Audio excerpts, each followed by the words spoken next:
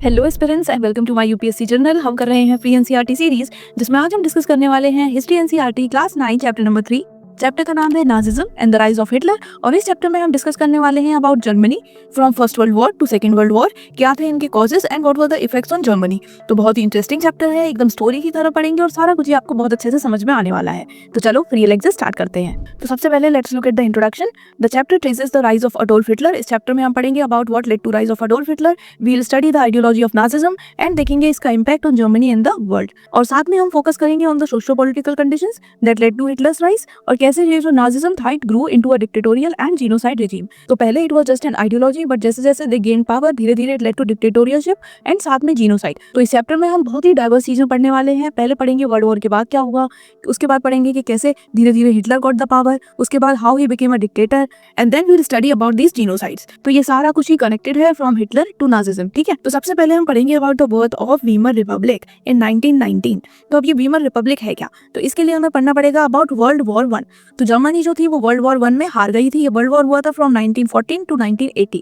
एक तरफ थी जर्मनी एंड ऑस्ट्रेलिया, और इसके ऑपोजिशन में थे England, France and Russia. Initially तो जो जर्मनी थी इट वाज विनिंग, बट जब यूएस ने दूसरी साइड ऑपोजिशन पार्टी को ज्वाइन कर लिया तो दे वन एंड दे लॉस्ट, ठीक है। तो इस तरह जो जर्मनी थी it lost in the first world war. अब जब वर्ल्ड वॉर में ये लोग हार गए तो इनके जो एम्परर थे Kaiser William second, he was abdicated, उनको हटा दिया गया था फ्रॉम पावर इन 1918। अब जब एम्परर भी नहीं है तो कोई ना कोई पावर या कोई ना कोई गवर्नमेंट तो हमें चाहिए जिससे कि जो जर्मनी है वहां पर सब कुछ प्रॉपर्ली फंक्शन करे। तो इस टाइम पर डेमोक्रेटिक गवर्नमेंट फॉर्म की गई थी, और ये फॉर्म हुई थी एट अ प्लेस जिसका नाम था वीमर, और इसीलिए इसे कहा जाता था वीमर रिपब्लिक, ठीक है। तो अभी तक हमने क्या क्या देखा कि वर्ल्ड वॉर 1 किनके बीच में हुआ, जर्मनी हार गया, हारने के बाद जो एम्परर थे उनको हटा दिया गया, फिर एक ऑब्वियसली एक गवर्नमेंट की जरूरत थी तो एक डेमोक्रेटिक गवर्नमेंट फॉर्म की गई, वीमर में बनी थी, इसलिए इसका नाम रख दिया Weimar Republic. Now it signed the peace treaty जिसको बोलते हैं treaty of Versailles in 1919 with the allied powers. Allied powers यानी कि वो पावर्स जो कि इनके ऑपोजिशन में थी, ठीक है। तो उनके साथ इन्हें एक पीस ट्रीटी साइन करनी पड़ी जिसका नाम था ट्रीटी ऑफ वर्सलीज। अब इस ट्रीटी में क्या क्या था, तो इसमें कुछ की टर्म्स थे जो कि इन्हें करने पड़े। Number 1, Germany lost 30% of its territory. 13% Germany की जो टेरिटरी थी इट वाज लॉस्ट, एंड साथ में जो भी ओवरसीज कॉलोनीज थी उनको उन्हें देना पड़ा, एंड 75% ऑफ इस आयरन एंड 26% ऑफ कोल, यानी कि बहुत सारा मिनरल भी। इसके अलावा जो आर्मी थी that was restricted to 1 lakh man. उससे ज्यादा ये लोग अपनी आर्मी नहीं रख सकते थे, क्योंकि जो दूसरी पावर्स थी उन्हें डाउट था कि जर्मनी दोबारा ही ऐसा कुछ करेगा, ये दोबारा कोई ना कोई वॉर कर देगा। सो इट्स बेटर कि इसकी जो आर्मी की पावर है यही इससे छीन ली जाए। तो only they were allowed to keep 1 lakh people, साथ में there were no submarines and no airforce allowed. Also क्योंकि इतना ज्यादा नुकसान हो गया था because of this world war, तो इनको वॉर रिपरेशन भी पे करना पड़ रहा था विच वॉज 6 बिलियन पाउंड, यानी कि एक बहुत ही बड़ा अमाउंट इन्हें पे करना भी पड़ा था टू द अलाइज, ठीक। तो ये सारे कुछ की टर्म्स थे ऑफ द ट्रीटी ऑफ वर्सलीज। अब ये साइन किसने की थी, ये साइन की थी वीमर रिपब्लिक ने, क्योंकि ऑब्वियसली उस टाइम पर वो लोगों की गवर्नमेंट थी तो उन्हीं को साइन करनी पड़ेगी। अब इफेक्ट्स क्या हुए थे फर्स्ट वर्ल्ड वॉर के ऑन जर्मनी, तो it led to economic crisis. जब भी कोई वॉर होता है सबसे ज्यादा जो चीज इफेक्ट होती है वो होती है उस कंट्री की इकोनॉमी। यहाँ पर भी इकोनॉमिक क्राइसिस हमें देखने को मिले, बहुत ज्यादा इन्फ्लेशन हो गया था, जर्मनी पर बहुत ज्यादा डेट्स हो गए थे। एक तो ये ऑलरेडी इतना बड़ा इन्होंने वॉर किया था, उसमें भी इन्होंने कर्जा लिया हुआ था, और अब तो इन्हें वॉर रिपरेशन भी देना था which was such a huge amount, और जो इनके पास मिनरल्स थे वो भी इनको देने पड़ गए। तो एक तरह से देखा जाए तो इनका कुछ उसमें फायदा नहीं हुआ, बस लॉस ही हुआ था। साथ में फूड शॉर्टेजेस भी थी। तो ये थे कुछ कॉजेस। इसके अलावा 1923 में क्या हुआ कि जो जर्मन की करेंसी थी मार्क, वो एकदम ही वर्थलेस हो गई, बहुत ही ज्यादा इट फेल डाउन, इतना कम कि अगर आपको एक लोफ ऑफ ब्रेड भी खरीदना था उसके लिए भी आपको 200 बिलियन मार्क्स की जरूरत थी। तो सोचो कि जो इनकी करेंसी थी उसकी वैल्यू कितनी गिर चुकी थी। ये सब क्यों हुआ, after the war economic crisis आए, और ये सारा कुछ ऐसा रिजल्ट ऑफ वॉर इनको फेस करना पड़ रहा था। There was also political instability, बार बार जो गवर्नमेंट में चेंजेस हो रहे थे काफी सारे, और अलग अलग व्यू पॉइंट के ऑर्गेनाइजेशंस, लोग, ग्रुप्स वो भी डेवलप हो रहे थे। साथ में ये जो वीमर रिपब्लिक फॉर्म हुई थी it was seen as weak, लोगों को लगता था कि ये काफी वीक है, and they blamed it for Germans problem, यानी कि लोगों को लगता था कि ये जो वीमर रिपब्लिक ने जो ट्रीटी साइन की है ये इसे नहीं साइन करनी चाहिए थी, और अब जर्मनी में जो भी प्रॉब्लम्स हो रही हैं, जो भी क्राइसिस हो रही है, it is only because of this Weimar Republic. तो थी तो ये वहाँ की डेमोक्रेटिक गवर्नमेंट, बट स्टिल लोगों का सपोर्ट इसे नहीं था। लोग इसके काफी अगेंस्ट थे बिकॉज उन्हें लगता था कि सारी जो सफरिंग जर्मनी में चल रही है it is because of this Republic. But अगर आप रियल में समझो तो ऐसा नहीं था, क्योंकि ये उस टाइम पर पावर में थी, अब वे लोग वॉर हार चुके थे, तो ऑब्वियसली इन्हें वो कंपेंसेट तो करना पड़ेगा, तो इनको वो पीस ट्रीटी साइन करनी ही पड़ी, ठीक है। तो ये हमने देख लिया बेसिक कि इस फर्स्ट वर्ल्ड वॉर के इम्प्लीकेशंस क्या देखने को मिले। अब हम देखेंगे हिटलर्स राइज टू पावर। तो सबसे पहले थोड़ा सा बेसिक जानते हैं। Adolf Hitler was born in Austria and he served in world war 1, यानी कि जर्मनी की साइड से वर्ल्ड वॉर 1 में भी इन्होंने फाइट की थी। उसके बाद he join German workers party in 1919 और उसके बाद धीरे धीरे पार्टी में रह के ही गेन सपोर्ट। पार्टी में पोजीशन इंप्रूव हुई, पोजीशन बढ़ गई और बाद में इसी पार्टी का नाम इन्होंने चेंज करके कर दिया national socialist German workers party, जिसे बाद में नाजी पार्टी भी बोला जाने लगा। तो अब नाजी कहाँ से आया? हिटलर ने एक पार्टी को ज्वाइन किया और बाद में जो उसका नाम था वो चेंज कर दिया और धीरे धीरे इस पार्टी को इस नाजी पार्टी जाना जाने लगा। ठीक है, तो अभी तक हमने हिटलर का राइज देख लिया। अब देखो अब हिटलर ने क्या किया। हिटलर ने कोशिश की टू सीज द पावर पर कब्जा करने की, बट वो इसमें फेल हो गए एंड ही वाज जेल्ड। काफी टाइम से जेल में रहना पड़ा। वहां पर ही रोट मैन काफ, जिसका मतलब होता है माई स्ट्रगल, और इसमें इनकी जो आइडियोलॉजी थी ऑफ नाजिज्म उसको भी ही आउटलाइन। ठीक है, तो ये सारा कुछ किया इन द जेल। इसके बाद finally he got out of the jail and जिस टाइम पर ही केम आउट उसके थोड़ी ही टाइम बाद हो गया था ग्रेट डिप्रेशन और इससे हिटलर को एक अपॉर्चुनिटी मिल गई। अब ग्रेट डिप्रेशन से हिटलर को अपॉर्चुनिटी कैसे मिली? तो देखो जर्मनी में इकोनॉमिक क्राइसिस हो गए थे वर्ल्ड वॉर के बाद, ये मैंने आपको बताया था। तो ऐसे टाइम पर यूएस ने क्या किया, उसने कहा कि हम जर्मनी को थोड़े थोड़े टाइम पर थोड़ा थोड़ा लोन देते रहेंगे, जिससे कि अपनी इंडस्ट्रीज बेटर कर सकते हैं, अपनी फूड सिक्योरिटी कर सकते हैं, कंडीशन धीरे धीरे बेटर हो जाएगी। तो अब क्या हो रहा था कि जर्मनी को यूएस रेगुलरली थोड़ा थोड़ा लोन दे रहा था। बट जब ये ग्रेट डिप्रेशन हुआ तो इस टाइम पर यूएस की कंडीशन भी बहुत खराब हो गई। यहाँ पर जो इनकी एनुअल अर्निंग थी वो कंप्लीटली हाफ हो गई, इंडस्ट्रीज बिल्कुल कोलैप्स हो गई, जॉब बिल्कुल खत्म हो गई, लोग जॉबलेस हो गए, तो बहुत ही बेकार सिचुएशन हो गई। तो ऐसे टाइम पर जो यूएस था वो जो लोन थे उन्हें कंटिन्यू नहीं रख सका and they had to withdraw the loan from Germany. Economy collapse again, Germany की भी कोलैप्स हो गई क्योंकि इनका तो भाई सोर्स ही वहां से था। अब जब वही लोन खत्म हो गई तो जो भी चीजें थोड़ी बेटर हुई थी they again came two point 1। सो इससे क्या हुआ, इससे यहाँ पर भी अनएम्प्लॉयमेंट देखने को मिला, पॉवर्टी देखने को मिली, लगभग 6 मिलियन लोग जॉबलेस हो गए थे। तो इसको क्या किया, इसको हिटलर ने, उनकी नाजी पार्टी ने एज प्रोपेगेंडा यूज करा, एक तरीका यूज करा लोगों का ब्रेन वॉश करने का, उनको अपनी तरफ डाइवर्ट करने का। ठीक है, so the Nazi propaganda blamed Weimar government. तो उन्होंने क्या किया, उन्होंने इन सारी चीजों के लिए वीमर गवर्नमेंट को ब्लेम किया, कम्युनिस्ट को ब्लेम किया और ज्यूज को ब्लेम किया। ठीक है, तो आप इसे ऐसे समझ सकते हो कि जब ग्रेट डिप्रेशन हुआ तो उसका हिटलर और उनकी पार्टी ने पूरा ही फायदा उठाया, हर चीज का ब्लेम डाल दिया ऑन द वीमर गवर्नमेंट, जिसकी वजह से जो लोगों का सपोर्ट था गवर्नमेंट से ऑलरेडी कम था, अब वो बिल्कुल ही कम हो गया और इन्होंने लोगों को अपनी तरफ अट्रैक्ट किया थ्रू देयर प्रोपेगेंडा। इन्होंने कुछ प्रोमिसेस किए जैसे कि they rebuild the German pride. German को जो वर्ल्ड वॉर 1 के बाद इतना ह्यूमिलिएशन फेस करना पड़ा था, इतना जो पूरे ही वर्ल्ड में उनकी बुराई हो रही थी, उनकी जो एक आप कह लो कि उनकी जो एक रिस्पेक्ट थी वो खत्म हो गई थी, तो दे प्रॉमिस्ड कि we will get it back. साथ में दे आल्सो सेड कि हम आपको जॉब प्रोवाइड करेंगे, जो जॉबलेस सिचुएशन हो रही है वो खत्म करेंगे। They also reclaim the lost territory, जो भी उनके टेरिटरी जो जर्मन की चली गई है हम उसे वापस लेंगे, अपना क्लेम करेंगे उसके ऊपर। And we will also crush communism, जो अलग अलग कम्युनिटीज हैं, we will crush that system. ठीक है, तो ये अलग अलग प्रोमिसेस थे ऑफ द नाजी पार्टी। अब इसका रिजल्ट क्या हुआ कि ये जो इनका पूरा ही प्रोपेगेंडा था, जो इनका पूरा प्लान था वो सक्सेसफुल रहा, इनकी पार्टी को वोट्स मिले और वो मेजोरिटी में आ गई। ठीक है, जब इनकी पार्टी मेजोरिटी में आई तो जो प्रेसिडेंट थे हिंडनबर्ग, उन्होंने 1933 में हिटलर को अपॉइंट कर दिया एज चांसलर। चांसलर यानी कि highest post of a minister, तो बहुत ही बड़ी पोजीशन पर हिटलर वाज अपॉइंटेड। अब इसी चीज के थोड़ी टाइम बाद क्या होता है कि जो जर्मन पार्लियामेंट था वहां पर अचानक से आग लग गई। ठीक है, कैसे लगी, किसने लगाई, कुछ नहीं पता। It was completely mysterious fire, कि मतलब कहां से हुआ, कैसे हुआ, कुछ नहीं पता, बस इतना पता चला कि अचानक से वहां पर आग लग गई। ठीक है, और उसके बाद थोड़े ही दिन बाद जो नाजी पार्टी थी it came up with enabling act. ठीक है, अब इस एक्ट के थ्रू इन्होंने क्या किया, they give Hitler dictatorial powers, यानी कि अब जो भी पार्लियामेंट्री गवर्नमेंट थी उसको इन्होंने खत्म कर दिया और हिटलर को दे दिए सारे ही powers. Hitler became the dictator. साथ में जो बाकी की जितनी भी पार्टीज थी उनको इन्होंने बैन कर दिया। Now there was only one party in the country which was Nazi party. तो इसीलिए बोलते हैं नाजिज्म, क्यों, क्योंकि पूरे all over the country there was only one party. ठीक है, तो फिर इस एक्ट के थ्रू उन्होंने क्या किया, दे एस्टैब्लिश्ड अ टोटलिटेरियन रिजाइम, यानी कि एक ही पावर, एक ही पार्टी पूरी कंट्री में, यानी कि आप कह सकते हो कि टोटली इनका कंट्रोल, इनका ही रूल। मूविंग फॉरवर्ड, अब फीचर्स क्या थे इस नाजी रूल के, अब नाजी स्टेट बन गया तो अब इसके फीचर्स क्या थे। तो सबसे पहले तो इन्होंने क्या किया कि जो फायर था जो लगा था in German parliament, they used this to justify crackdown on communist, यानी कि अब जो भी दूसरे कम्युनिटी ग्रुप्स हैं वील क्रैकडाउन देम, और इन्होंने इसको as a excuse, as a justification use किया। इसके बाद ही इन्होंने अलग अलग पुलिस फोर्सेस सेटअप की, जैसे कि सीक्रेट पुलिस जिसे गेस्टापो बोला जाता था, एंड प्रोटेक्शन स्क्वाड जिसे एसएस बोलते थे। इनका फंक्शन क्या था, इनका फंक्शन था अपोजिशन को सप्रेस करना।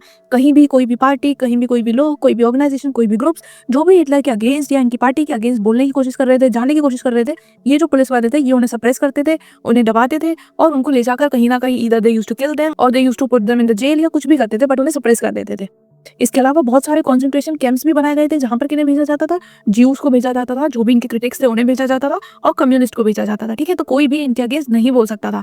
ट्रेड यूनियंस बैन कर दिए थे और मीडिया को कर दिया था सेंसर। मीडिया पे क्या दिखाया जाएगा, क्या नहीं दिखाया जाएगा, दैट दे विल डिसाइड। तो ये सारे थे कुछ key features of this Nazi state. बात करें नाजिज्म आइडियोलॉजी क्या थी, आइडियोलॉजी थी कि they believed in racial hierarchy, यानी कि according to them there was hierarchy in the society. जो सबसे टॉप मोस्ट थे वो थे आर्यंस, जो कि थे प्योर जर्मन्स, इनकी होती थी ब्लू आईज, ब्लॉन्ड हेयर्स, और वहीं धीरे धीरे धीरे धीरे जो लोएस्ट थे, जो लोएस्ट ग्रेड पर आते थे वो थे ज्यूज, और ये उनके कम्प्लीटली अगेंस्ट थे, they used to hate them, ठीक है। ज्यूज को ये लोग देखते थे एज सब human and enemies of Germany. तो इनके अकॉर्डिंग क्या था कि ज्यूज कौन है, ये भाई जर्मनी के एनिमी हैं, ये सब ह्यूमंस हैं और ये हमारे बराबर नहीं है।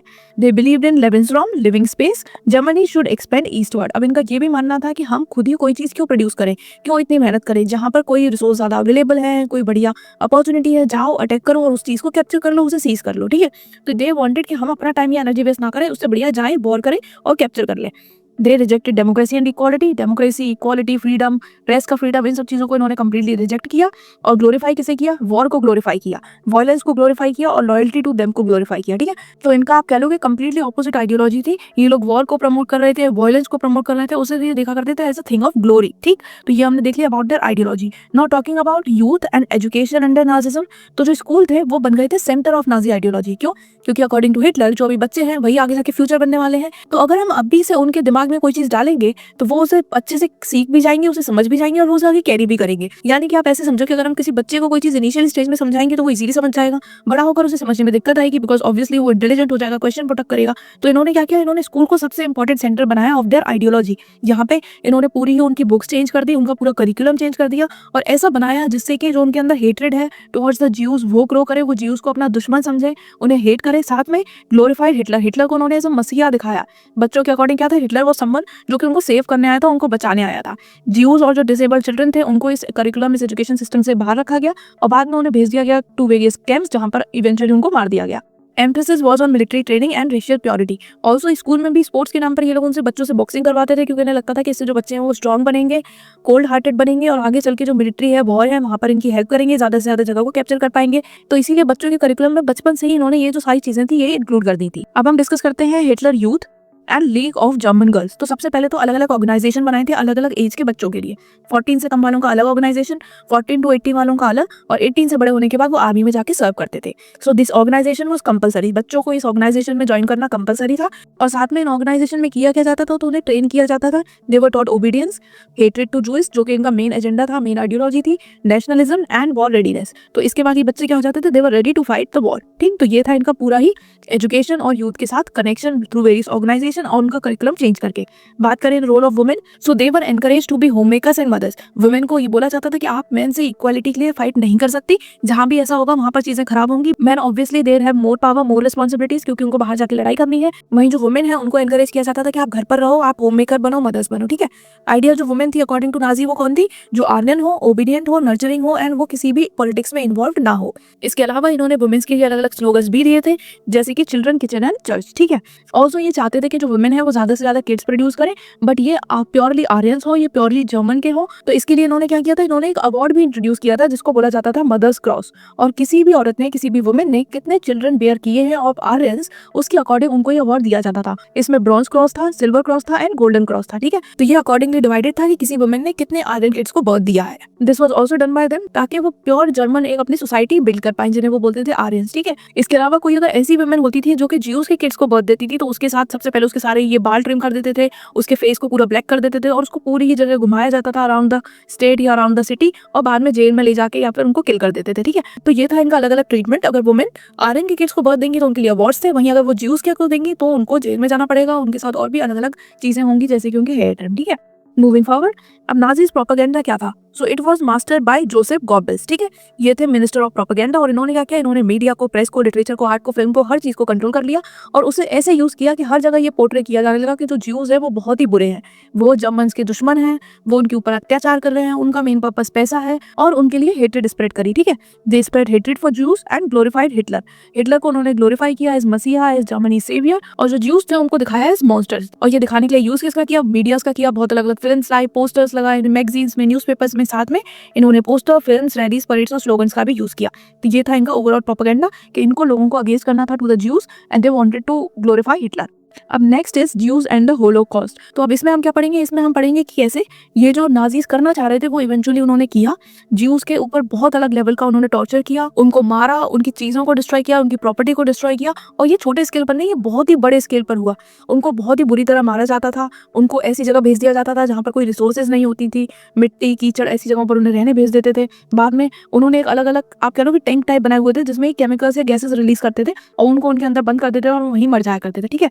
So anti Semitism was the centre of Nazism. वो कंप्लीटली अगेंस्ट थे ऑफ द ज्यूज, उनको तो भाई दुश्मनों की तरह देखते थे और ये ज्यूज को ही ब्लेम करते थे for Germany's defeat, economy and social problems. और इसलिए इन्होंने शुरू किया इनको पनिश करना, इनके साथ गलत ट्रीटमेंट स्टार्ट करना। और अलग अलग स्टेजेस में हम पढ़ेंगे कि इन्होंने कैसे क्या क्या किया।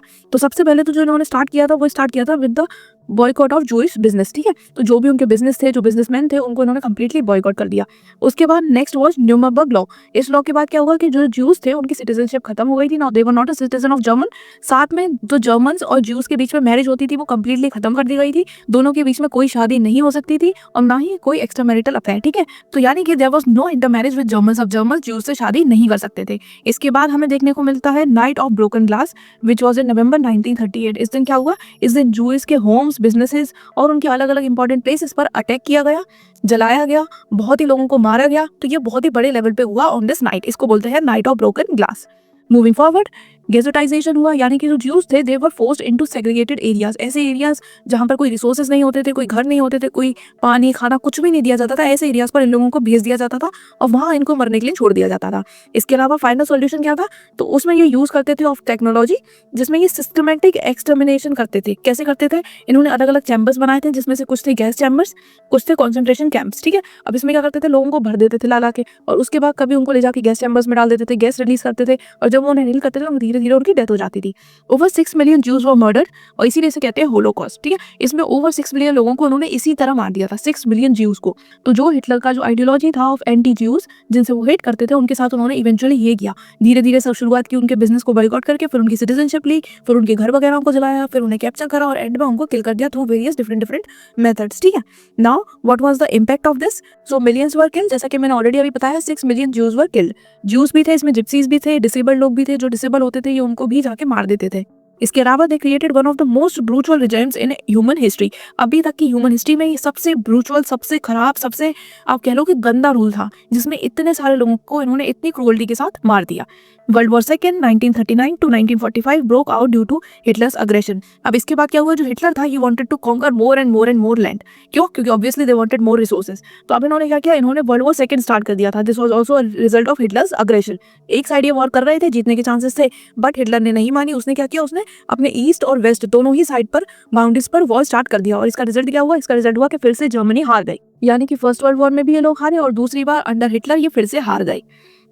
और इसी के साथ कह सकते हैं कि द नाजी रूल एंडेड। क्यों, क्योंकि इस वॉर के बाद हिटलर कमिटेड सुसाइड इन अप्रैल 1945। ठीक है, तो हिटलर ने सुसाइड कमिट कर लिया हारने के बाद, साथ में वॉर तो वो लोग हार ही गए थे। So with this the Nazi rule ended. इसके बाद जो नाजी लीडर्स थे उनको पनिश करने के लिए, ताकि जो उन्होंने ज्यूज के साथ किया है उसका उनको पनिशमेंट मिले, न्यूरेमबर्ग ट्रायल कंडक्ट किए गए थे। बट इसमें भी अराउंड 9-10 लोग ही थे जिनको की फांसी दी गई थी, बाकी सबको लाइफ टाइम इम्प्रिजमेंट की सजा मिली थी। और अभी तक ये कंसिडर किया जाता है कि जो नाजीज ने ज्यूज के साथ किया उसके कंपेरिजन में ये सजा कुछ भी नहीं थी, बिकॉज उनके साथ इन्होंने बहुत ही ज्यादा अलग लेवल पर टॉर्चर किया था। विद दिस हमारा ये चैप्टर हो गया है खत्म। नाउ जल्दी से हम डिस्कस कर लेंगे की टर्म्स, जो कि इंपॉर्टेंट टर्म्स हमने इस चैप्टर में पढ़े। Starting with Weimar Republic. तो ये क्या थी, ये डेमोक्रेटिक गवर्नमेंट थी जर्मनी की, जो कि फर्स्ट वर्ल्ड वॉर के बाद फॉर्म हुई थी। वीमर एक जगह थी जहां पर ये फॉर्म हुई थी, इसीलिए इसे बोला जाता था वीमर रिपब्लिक। इसके बाद ट्रीटी ऑफ वर्सलिस, तो ये एक पीस ट्रीटी थी जो कि जर्मनी ने साइन की थी with the allies. Next Nazism क्या था, तो ये थी नाजी पार्टी की पॉलिटिकल आइडियोलॉजी। अंडर हिटलर ये पार्टी थी और ये कम्प्लीटली थे जूस के अगेंस्ट। इसके बाद फूरर क्या था, तो ये था हिटलर के लिए एक टाइटल जिसका मीनिंग होता था leader. Moving on, anti Semitism, यानी कि वो लोग जो जूस को हेट करते थे, उनकी जो आइडियोलॉजी थी इसी को बोला जाता था एंटी सेमिटिज्म। होलोकॉस्ट क्या होता है, it is systematic killing of juice by the Nazis, जिसमें हमने एक एक करके सारे ही स्टेप्स पढ़े कि कैसे इन्होंने शुरू किया था बाय बॉयकॉटिंग देयर बिजनेसेस और लास्ट में इन्होंने मिलियंस ऑफ पीपल्स को मार दिया। Moving on, propaganda. तो प्रोपेगेंडा क्या होता है, ये वो इन्फॉर्मेशन होती है जिसका यूज करके लोगों को इन्फ्लुएंस किया जाता है। साथ में गेस्टापो, तो ये उनकी सीक्रेट पुलिस थी which was made under Hitler. And finally Nuremberg trial, तो ये हुए थे टू पनिश द पीपल जिन्होंने नाजी रूल के अंडर जो ज्यूज थे उनके साथ बहुत गलत किया था। और ये ट्रायल्स कंडक्ट हुए थे आफ्टर वर्ल्ड वॉर सेकेंड, जिसमें फिर से जो जर्मनी था it lost. So with this हमारा ये चैप्टर हुआ खत्म। कहीं भी कोई भी डाउट हो, कोई भी क्वेरी हो तो कमेंट सेक्शन में पूछ लेना और ये बताना बिल्कुल मत भूलना कि ये लेक्चर कैसा लगा। अब मैं मिलूंगी आपसे नेक्स्ट वीडियो में। Till then bye bye, take care, पढ़ाई करते रहो।